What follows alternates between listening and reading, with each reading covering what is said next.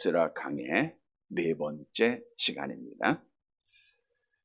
1장에서는 하나님의 귀하고 놀라우신 섭리에 대해서 증거를 드렸습니다. 무너지지 아니할 것 같던 바벨론이 고레스에 의하여 멸망을 받고, 고레스는 하나님의 계획에 따라 하나님의 영의 감동을 받고 이스라엘에게 명령을 내리죠. 본국으로 돌아가 예루살렘 성을 건축하고 성전을 건축하라. 그냥 보내는 것이 아니라 원주민들에게 성전 건축에 필요한 모든 것을 다 공급하게 하고, 뿐만 아니라 바벨론의 느부갓네살 왕이 예루살렘 성전에서 빼앗아온 모든 기구들을 다 돌려주었던 사건들, 이 모든 것이 하나님의 약속에 의해서 이루어진 일들이었다는 것. 하나님은 이미 에레미야 선지자를 통해서 몇 년 만에 돌아와요? 70년 만에 돌아올 것을 예언하셨고, 그 예언대로 하나님은 약속을 그대로 다 지키시는 분이세요. 오늘 오전에도 우리 주님이 약속대로 3일 만에 부활하시고 약속대로 다시 오시듯, 성경의 약속은 1.1핵이라도 변함없이 그대로 다 이루어지게 돼 있는 거예요. 하나님이 약속대로 섭리를 다 하시는 겁니다. 2장에서부터는 이제 돌아온 사람들의 숫자에 대해서 말씀해 주고 있는데, 20절까지는 자손들의 숫자, 누구누구의 자손이 몇 명이다 이렇게 말하고 있고, 또 오늘 봉독해드린 35절까지는 귀한 자들의 출신, 어디 출신이다, 또 계속해서 어디 자손이다, 어디 사람이다, 이렇게 숫자를 말씀해 주고 있습니다. 여러분, 돌아온 자들은 복받은 자들일까요? 저주받은 자들일까요? 어떻든 복받은 자들이에요. 끝까지 견디고 남은 자들이기 때문이다라고 지난주에도 말씀을 드렸습니다. 이들은 어떻든 그 포로 생활 가운데서도 끝까지 견딘 거예요. 하나님이 견디게 하신 거죠. 여러분들이 그 수많은 시련과 어려움 가운데서도 끝까지 믿음 지켰던 하나님이 끝까지 지키게 하신 분들이에요. 또 끝까지 그들이 세상 것 다 포기하고 하나님을 위하여 하나님 앞에 쓰임받게 하나님이 세워진 자들입니다. 다시 말하면 이들은 하나님 앞에 마지막 하나님의 성을 건축하고 하나님의 나라를 세우고 하나님의 전을 건축하는데 쓰임받는 자들, 하나님의 영광을 드러낸 자들이었다는 거죠. 그래서 하나님 앞에 복받은 자들이, 그래서 이들의 이름이 성경에 한두 번일지라도 다 기록된 것을 보면 얼마나 복받은 자들입니까? 하나님 앞에 쓰임받았던 자들. 그래서 오늘 설교 제목이 하나님께서 쓰시는 자들, 하나님 앞에 복받은 자들입니다. 이런 자들이 바로 여러분 자인 줄, 여러분인 줄 믿으시기를 바랍니다. 여러분, 이 땅에 많은 사람들이 있는데 하나님 앞에 쓰임받는 자들이 돼야 돼요. 우리가 여러분들도 어떤 분이 그러더라고요. 여자들이 특히 옷장에 옷은 참 많은데 계절이 바뀔 때마다 그렇다 그래요. 우리 권사님들이야 뭐 그런 일은 없지만 젊은 분들은 옷은 매번 사면서 계절이 바뀌면 입을 옷이 없다 그런다 그래요. 입을 옷이 없다. 근데 사실 입을 옷은 있죠. 우리가 매일매일 즐겨 입는 옷이 있어요. 옷은 많은데 즐겨 입는 옷이 있어요. 찬장에 그릇은 많은데 내가 즐겨 쓰는 그릇이 있어요. 사용하는 그릇이 있고 사용하지 않는 그릇이 있죠. 어떤 그릇이 귀한 그릇이에요? 사용하지 않는 그릇이에요? 사용하는 그릇이에요? 사용하는 그릇이에요. 마찬가지입니다. 여러분, 우리 교회에도 많은 그릇들이 있어요. 성경도 그래서 이렇게 비유하죠. 금그릇도 있고 은그릇도 있고 나무 그릇도 있고 질그릇도 있다. 많은 사람들은 금그릇 되기를 원해요. 은그릇 되기를 원합니다. 그러나 그게 중요한 것이 아니라 하나님 앞에 쓰임받는 게 중요한 거예요. 오래 다니고 직분받고 장로가 되고 권사가 되고 이게 중요한 것이 아니라 내가 지금 하나님 앞에 쓰임받고 내가 하나님의 도구가 되는 게 중요한 거예요. 하나님이 쓰시는 게 중요한 거예요. 작은 그릇일지라도 매일매일 하나님이 사용하시면 이렇게 하나님 앞에 나와 예배드리는 그릇, 이거 얼마나 귀한 겁니까? 쓰임받는 그릇이 중요한 거예요.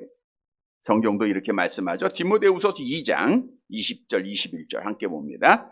큰 집에는 금그릇과 은그릇뿐 아니라 나무 그릇과 질그릇도 있어 귀하게 쓰는 것도 있고 천하게 쓰는 것도 있나니 그러므로 누구든지 이런 것에서 자기를 깨끗하게 하면 귀히 쓰는 그릇이 되어 거룩하고 주인의 쓰심에 합당하며 모든 선한 일에 준비함이 되리라. 오늘 돌아온 자들은 하나님의 선한 일에 준비된 자들이었다. 우리가 하나님의 선한 일에 준비된 자들이래. 하나님 앞에 준비된 자들, 쓰임받는 자들이 돼야 돼요.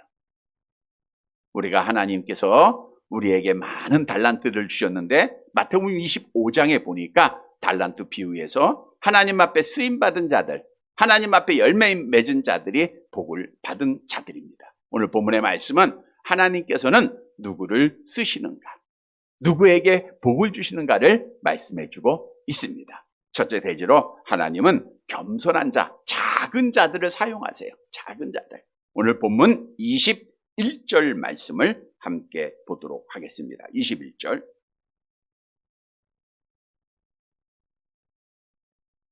같이 봅니다. 베들레헴 사람이 123명이요. 베들레헴은 떡의 집 이런 뜻이죠. 많은 지역이 있습니다. 그 중에서도 왜 가장 먼저 베들레헴이라고 하는 지역을 언급했는가? 사실 가장 먼저 나왔다고 하는 것은 하나님께서 인정하셨다는 것이고 가장 복을 받았다는 것을 말씀해 주고 있는 거예요. 먼저 베들레헴이 언급된 이유는 다윗 왕의 고향이 베들레헴입니다. 사무엘상 17장 58절에 나와 있죠. 함께 봅니다. 사울이 그에게 묻되 소년이요 누구의 아들이냐 하니 다윗이 대답하되 나는 주의 종 베들레헴 사람 이새의 아들이니이다 하니라. 다윗은 베들레헴 사람이에요. 그러니까 다윗은 이스라엘 백성들에게 가장 위대한 왕이죠. 그래서 다윗 하면 이스라엘 백성의 아브라함 그리고 다윗 이렇게 가장 위대한 왕으로 뽑히는 거예요. 그러니까 가장 먼저 베들레헴을 언급할 수 있죠. 그러나 더 중요한 일이 있어요. 미가 선지자는 베들레헴에서 메시아가 나올 것을 예언했다고 하는 사실이에요. 미가서 5장 2절이죠. 미가서 5장 2절 함께 봅니다.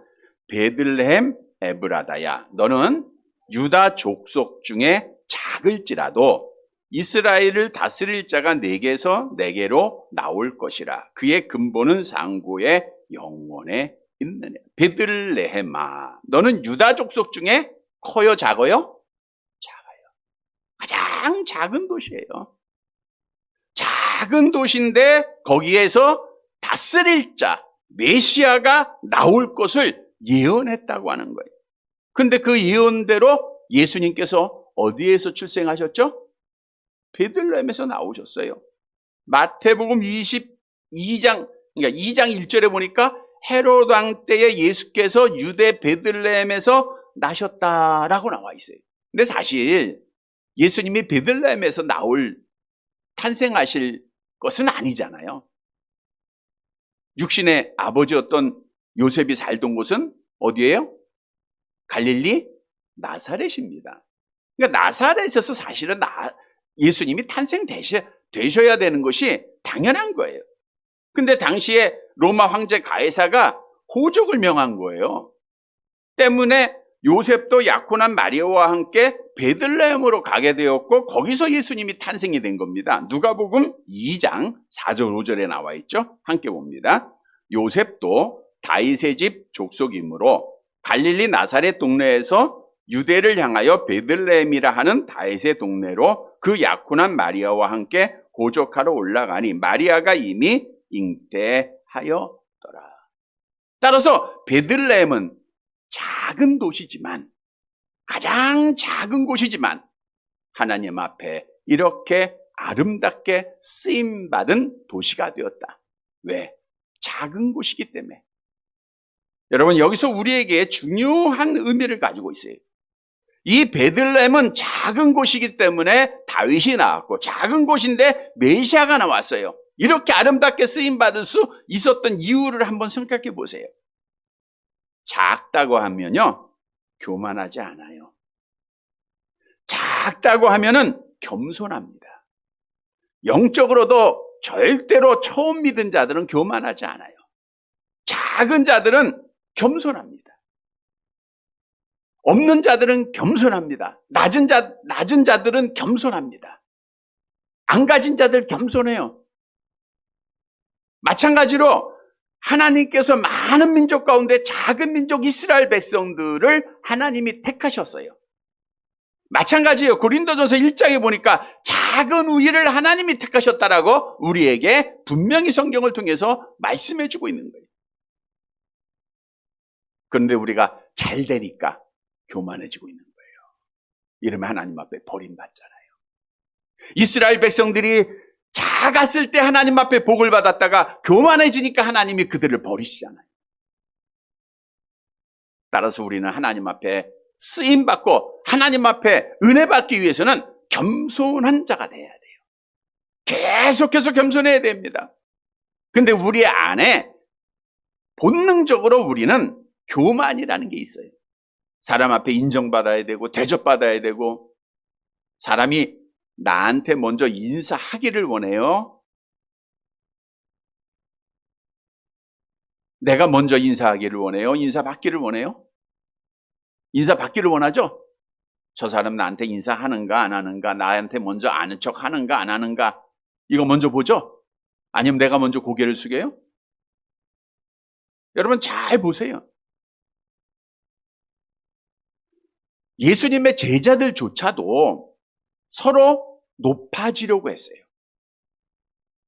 예수님은 고난을 예언하는데 예수님 죽으면 내가 예수님의 우편에, 내가 예수님의 좌편에 앉아야겠다라고 스스로 높아지려고 했던 거예요.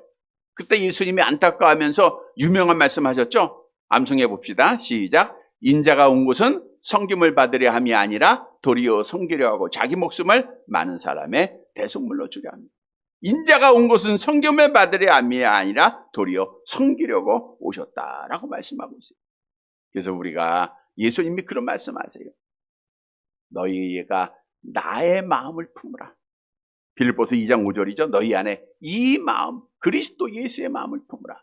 우리가 마가복음 강해를 통해서 예수님의 고난에 대한 쭉 지금 십자가의 길을 우리가 마가복음 15장까지의 말씀을 통해서 쭉 드렸는데, 빌라도 법정에서 사형언도 받고 로마 군인들에 의해서 실형과 모욕과 멸시를 받는 그 모습을 한번 쭉 상상을 해보세요. 저들이 가시관을 머리에 씌우고 갈대를 가지고 예수님에게 머리를 치고 침을 뱉고 채찍으로 내리치고 십자가를 지고 끌고 가게 하며 또 채찍 치고, 그러면서도 우리 주님은 말씀하세요 안 하세요? 아무 말씀도 안 하셨다는 거예요. 그 모진 모욕과 모진 고난을 그냥 아무 말씀 안 하시고 다 참으신 거예요. 근데 우리는 참아요 안 참아요? 안 참는단 말이에요. 예수님의 모습을, 예수님의 그 겸손의 모습을 우리가 좀 닮아가야 돼요. 우리 예수님은 손수 허리에 수건을 동이시고 제자들의 발을 씻겨주신 분이세요. 우리가 요한복음 13장 그 모습을 보면 정말 우리도 낮아질 수 있고 섬길 수 있는 거예요. 나이의 그 고하를 떠나서 우리가 먼저 섬기고 먼저 인사하면 우리 하나님 앞에 다 하나 되고 아름답게 쓰임받게 되는 거예요. 우리 주님께서도 그런 말씀 하시잖아요. 마태복음 23장 13절 함께 봅니다. 누구든지 자기를 높이는 자는 낮아지고 누구든지 자기를 낮추는 자는 높아지리라. 뿐만 아니라 하나님은 겸손한 자 사랑하시고 은혜 베푸시고 사용하십니다. 여러분, 겸손하면 하나님이 은혜 주세요.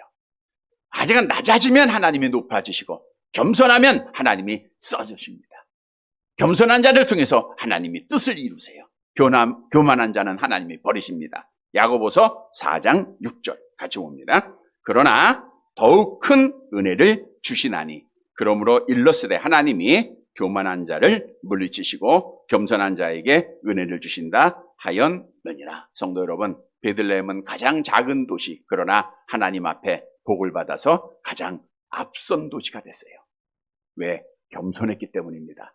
작았기 때문입니다. 우리도 그 모습을 본받고 우리 예수님의 마음 품고 낮아지고 또 낮아져서 겸손한 모습으로 하나님의 은혜 받아서 마지막 때 하나님 앞에 하나님의 일에 아름답게 쓰임받고 하나님 앞에 복을 받는 사랑하는 성도들이 되시기를 간절히 바랍니다. 두 번째로, 말씀을 지키고 사랑하는 자가 사용을 받아요. 복을 받습니다. 본문 22절을 보도록 하겠습니다. 22절 같이 봅니다. 느도바 사람이 56명이요. 느도바는 떨어진 물방울 이런 뜻으로 베들레헴 남동쪽에 위치한 곳이고요. 23절 계속 봅니다. 아나돗 사람이 128명이요. 아나돗은 예루살렘 북쪽 약 4.8km에 위치한 베냐민 지파 속에 속한 도시죠. 레위인이 얻은 48개의 성읍 중에 하나입니다. 아나돗은 기도에 대한 응답 이런 뜻인데 아낫 여신에 대한 숭배가 성행한 곳이고 에레미야 선지자가 아나돗 출신입니다. 에레미야서 1장 1절에 나와 있죠. 같이 봅니다. 베냐민 땅 아나돗의 제사장들 중 힐기야의 아들 에레미야의 말이니라. 그런데 이 아나돗은 다른 성보다 큰 도시예요. 큰 도시고 사람도 많았어요. 그럼에도 불구하고 오늘 본문에 보니까 귀한 자가 128명밖에 되지 않았어요. 많지 않았습니다. 그 이유가 있어요. 그 이유는 하나님의 선지자 에레미야를 박해하고 죽이려고 했다는 거죠. 에레미야가 하나님께로부터 말씀을 받아서 회개를 외치고 또 바벨론에게 항복할 거 외치고 할 때 여호와께서 아나돗 사람에 대하여 에레미야 선지자에게 말씀을 하세요. 그들이 내 생명을 지금 빼앗으려고 찾고 있다. 그러니까 너는 여호와의 이름으로 예언하지 말고 너 예언하면 그 손에 너가 죽을까? 하나님이 그렇게 알려줬어요. 그리고 나서 말씀합니다. 에레미야서 11장 22절 23절 같이 봅니다. 그러므로 만군의 여호와께서 이와 같이 말씀하시니라. 보라, 내가 그들을 벌하리니 청년들은 칼에 죽으며 자녀들은 기근에 죽고 남는 자가 없으리라. 내가 아나돗 사람에게 재앙을 내리니 곧 그들을 벌할 해이니라.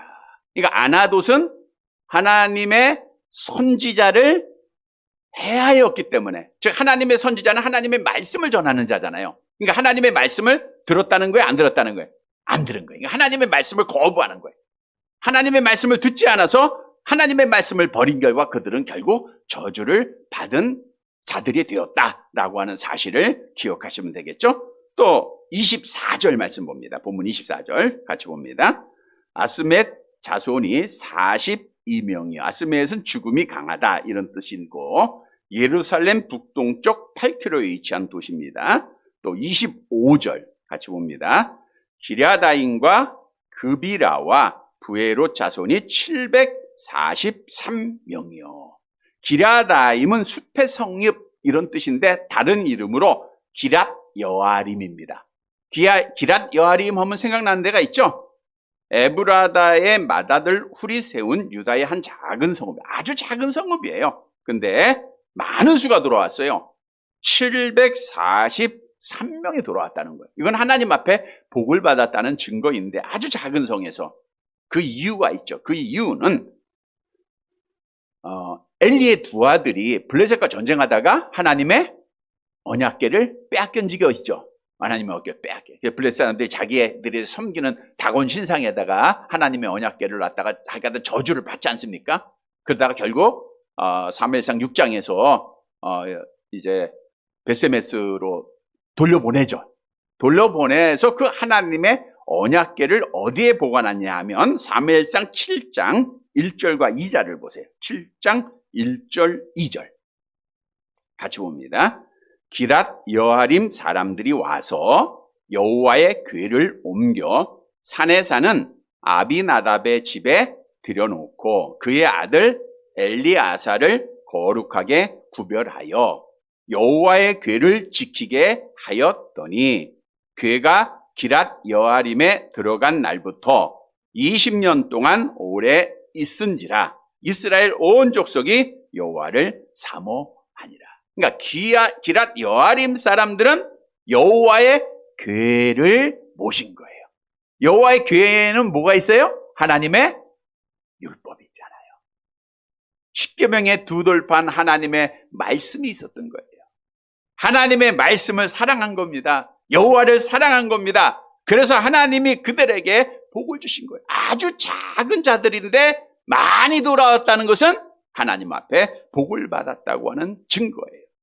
또 그비라라고 하는 것은 작은 마을, 부에롯, 운물들 이런 뜻입니다. 여기서 중요한 것은 아나돗은 큰 도시였는데 에레미야 선지자의 전하는 하나님의 말씀을 듣지 않았다가 하나님 앞에 벌을 받고 작은 사람이 돌아왔고요. 그러나 기랏 여아림 사람들은 작은 도시였지만 하나님의 말씀을 듣고 사랑하였다가 하나님 앞에 복을 받고 많은 사람이 돌아와 하나님 앞에 쓰임받았다는 거예요. 그러니까 우리에게 주는 교훈이 있죠. 우리가 하나님의 말씀을 잘 듣고 사랑하고 지키면 하나님 앞에 복받고 하나님 앞에 쓰임받게 된다고 하는 사실이에요. 이 사실을 믿으시기를 바랍니다. 여러분, 성경 66권은 하나님께서 우리에게 주신 하나님의 말씀입니다.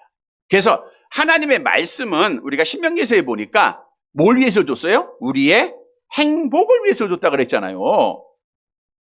하나님을 위해, 자기 자신을 위해서 준 게 우리를 위해서 준 거예요.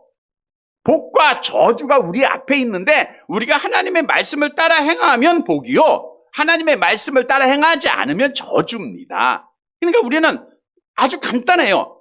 신명기 28장에 보면 하나님의 말씀을 따라 행하면 하나님께서 얼마나 놀라운 복들을 우리에게 허락하고 있습니까? 그러니까 말씀을 그대로 행하면 되는 거예요. 우리가 시편 1편에도 복 있는 사람은 2절에 보니까 뭐예요? 오직 여호와의 율법을 즐거워하여 그 율법을 주야로 묵상하는 자라 그랬잖아요. 요한계시록 1장 3절에는 뭐예요? 예언의 말씀을 읽는 자와 듣는 자와 그 가운데 기록한 것을 지키는 자는 뭐가 있어요? 복이 있다.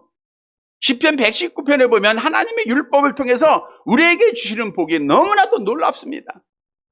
여러분, 하나님의 말씀을 통해서 우리가 얻는 복은 여러분 개인 간증하라 그러면 아마 끝이 없을 거예요.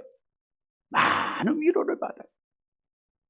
우리 권사님도 지금 많은 아픔이 있고 걱정이 있지만 말씀 통해서 많은 위로 받죠? 힘을 얻으시죠? 말씀은 우리에게 능력이에요. 하나님의 말씀은 지금 살아있어요. 하나님의 말씀은 지금 능력이 됩니다. 그래서 우리는 말씀대로 행하면 돼요. 근데 중요한 것은 말씀은 그대로 지켜야 되는 거예요. 그대로 지켜야 돼요. 요한계시록 3장 8절 내려가 봅니다. 요한계시록 3장 8절 같이 봅니다. 볼지어다 네 앞에 열린 문을 두었으되 능히 닫을 사람이 없으리라. 내가 네 행위를 아노니 네가 작은 능력을 가지고도 내 말을 지키며 내 이름을 배반하지 아니하였도다. 우리가 작을지라도 하나님의 말씀을 지키고 배반하지 않으면 하나님 앞에 복받을 줄 믿으시기를 바랍니다. 여러분, 기랏 여아림의 사람들 말씀 사랑한 거예요. 말씀 붙잡은 거예요. 우리도 끝까지 하나님의 말씀 붙잡고 하나님 앞에 마지막까지 쓰임받고 하나님 앞에 영광 돌리고 하나님 앞에 복받는 사랑하는 성도들이 되시기를 간절히 바랍니다. 세 번째로, 자신의 부족함을 깨닫는 자를 하나님이 사용하세요. 자신의 부족함을 깨달아야 돼. 왜요? 부족함을 깨달아야 누구를 의지해요? 여호와를 의지하는 거예요. 본문 26 26절 말씀을 보겠습니다. 26절.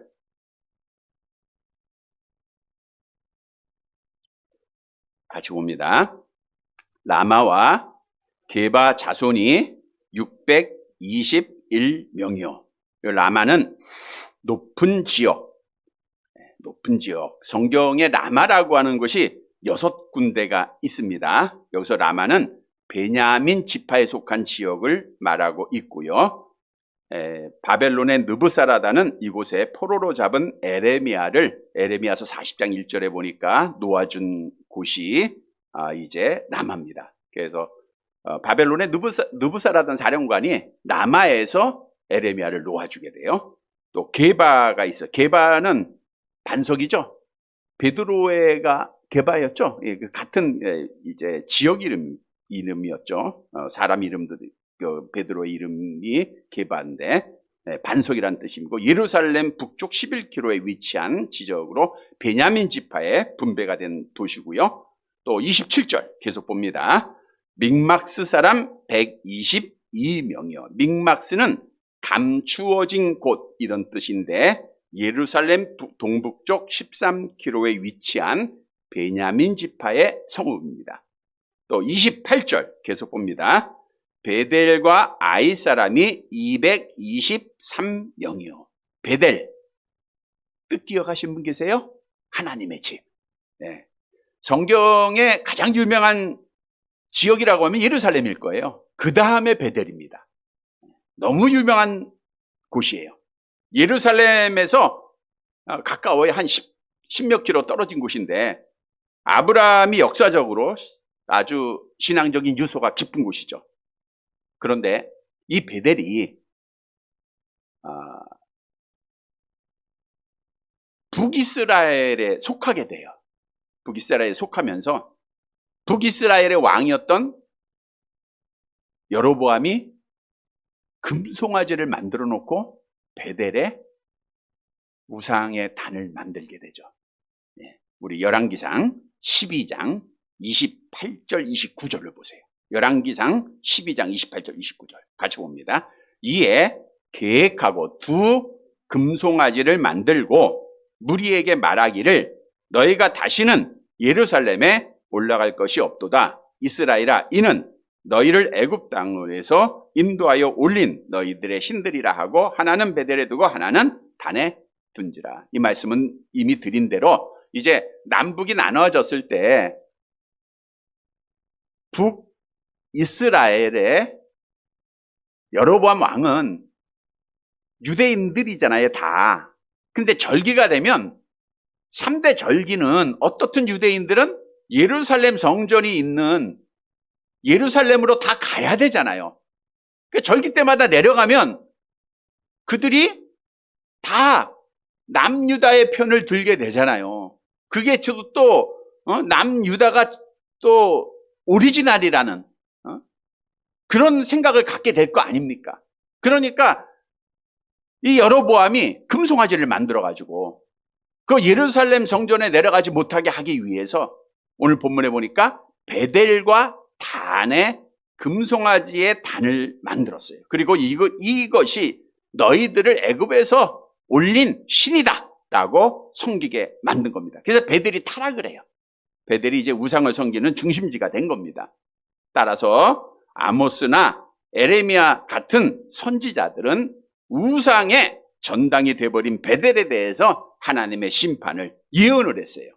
에레미야서 48장 13절 말씀을 볼까요? 같이 봅니다. 이스라엘 집이 베델을 의뢰함으로 수치를 당한 것 같이 모압이 그모스로 말미암아 수치를 그러니까 이스라엘 집이 베델을 의뢰함으로, 이거는 우상을 의뢰함으로 이 뜻입니다. 우상을 의뢰함으로 수치를 당한 것 같이 모압이 그모스로 말미암아 수치를 당한다. 아모스도 5장에 보니까 베델을 찾지 말며 길갈로 들어가지 말며 이런 쭉 해서 베델은 하나님 앞에 저주를 받게 될 것이다라고 예언을 했어요. 자, 그러나 바벨론 포로에서 돌아온 귀한 자들은 과거 조상들이 우상 숭배의 죄를 반복하지 않고 새로 복원된 예루살렘 성전의 중심의 삶을 살았다는 거예요. 스가랴서 7장 2절이 증언합니다.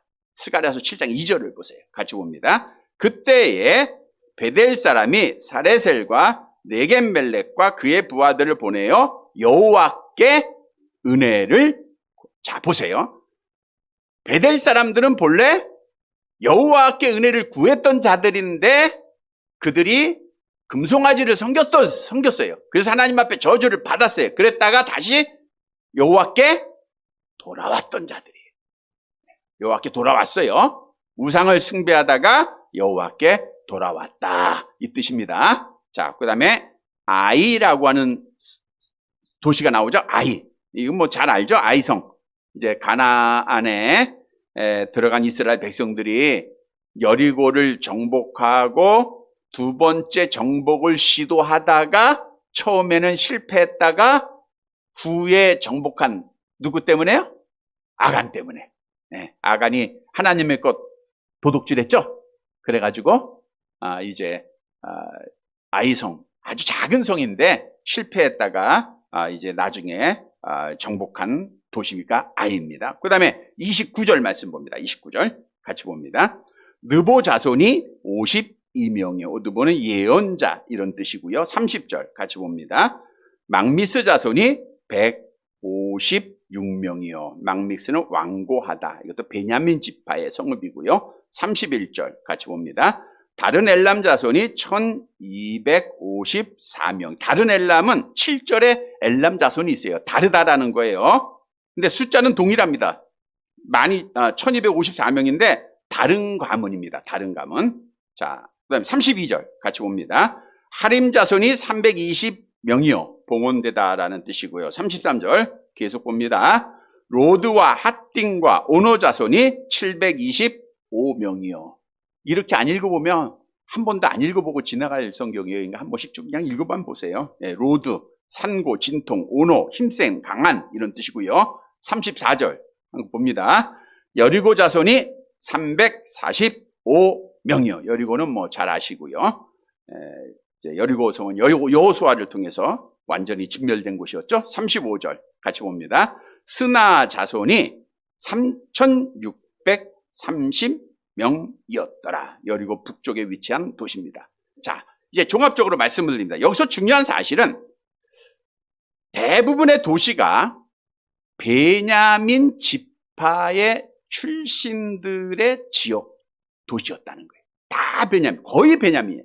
아나돗 23절, 24절, 마스바웨 25절, 그비라, 부에라 26절, 라마, 게바 27절, 믹마스 33절에 로드, 하딜, 모든 도시가 다 베냐민 지파의 족속이에요. 다시 말하면 거의 다 베냐민 지파에 속한 지역들의 사람들이 와서 마지막 때 하나님의 성전을 세우는 데 쓰임 받았다는 거예요. 여기에서 중요한 하나님의 교훈이 있다는 겁니다. 자, 이제 이스라엘 역사로 돌아가 봅니다. 사실 사사 시대 때에, 이제 사사기로 가야 돼요.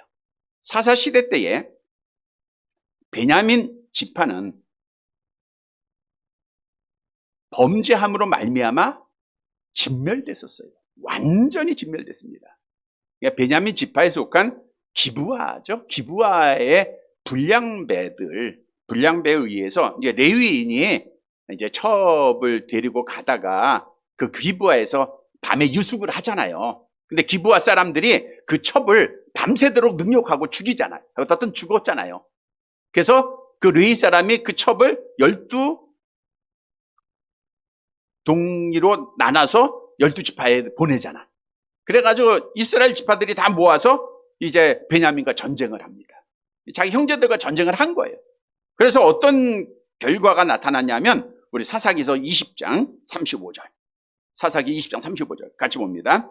여호와께서 이스라엘 앞에서 베냐민을 치심해 당일에 이스라엘 자손이 베냐민 사람 2만 5천 명을 죽였으니 다 칼을 뺀 자였더라. 또 마지막에 보니까 베냐민 사람으로 칼을 빼는 자가 다 엎드려졌다 그랬어요. 다 죽었다 그랬어요. 자, 그래서 뭐 나중에 이제 뭐 여러 사람들 데려다가 뭐 후손들을 잊게 하고 그랬잖아요. 겨우겨우 잊게 했습니다. 자, 그런데 600년이 지난 포로기 이후에 오히려 귀한 자들이 많아졌어요. 그리고 하나님 앞에 쓰임 받았어요. 이거는 특별한 하나님의 은혜입니다. 왜 그랬을까요? 베냐민 지파가 자기들의 부족함을 깨달았기 때문에, 자기들의 연약함을 깨닫고 하나님을 의지했기 때문에 하나님께서 복을 주셨다는 증거예요. 포기하지 않은 거예요. 야, 우리는 이제 살 수 없어. 우리는 아무것도 없어. 포기하지 않고 자기의 현실, 자기의 부족함을 깨닫고 하나님 의지한 겁니다. 그랬더니 하나님이 그들과 함께 하셔서 복을 준 거예요. 또 오늘 본문에 나왔던 베델도 마찬가지예요. 야, 우리 우상 숭배해서 하나님 앞에 버림받았는데 우리 절망이야. 우린 죽었어.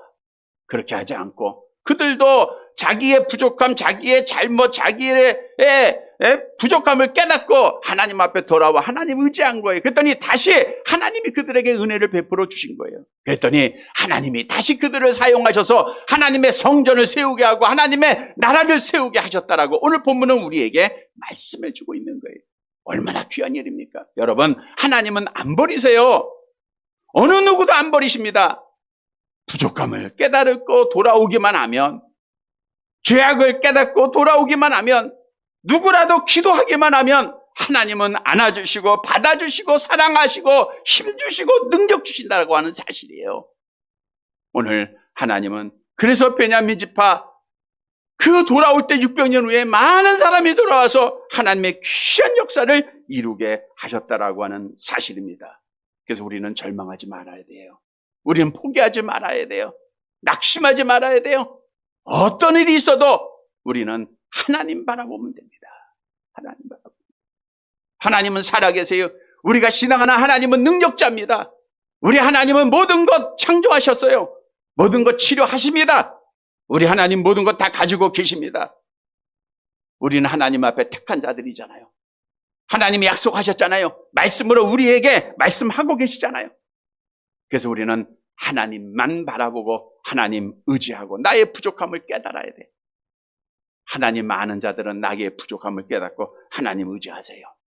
성경도 약속하죠. 마지막 봅니다. 이사야서 40장 30절 31절 같이 봅니다. 소년이라도 피곤하며 곤비하며 장정이라도 넘어지며 쓰러지되 오직 여호와를 앙망하는 자는 새 힘을 얻으리니 독수리가 날개치며 올라간 같을 것이요 다른 박질하여도 곤비하지 아니하겠고 걸어가도 피곤하지 아니하리로다.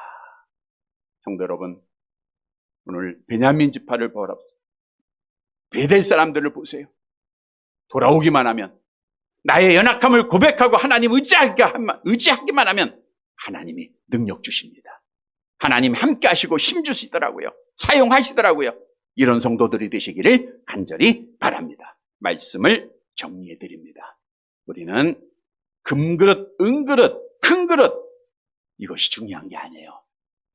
아주 작을지라도 하나님 앞에 쓰임 받는 게 중요합니다. 하나님 나를 사용해 주세요. 하나님 나를 사용해 주세요. 성도 여러분, 하나님은 누구를 사용하시는가? 누구를 통해서 역사하시는가? 하나님은 겸손한 자를 사용하십니다. 말씀을 사랑하고 말씀을 지키는 자를 사용하십니다. 하나님은 부족함을 깨닫고 자기를 의지하는 자를 사용하세요. 이러한 자를 통하여 하나님 역사하시고 하나님 능력 주시고 하나님이 복 주시는 거예요. 사랑하는 성도 여러분, 오늘 말씀 따라 마지막 때입니다. 우리가 늘 주님 생각하면서 겸손하고 말씀 끝까지 붙잡고 사랑하고 나의 부족한 고백하고 여호와 하나님 의지해서 마지막까지 우리 하나님 앞에 사랑받고 하나님 앞에 쓰임받고 하나님 앞에 사용받고 하나님 앞에 복을 받는 사랑하는 성도들이 되시기를 주님의 이름으로 간절히 바랍니다.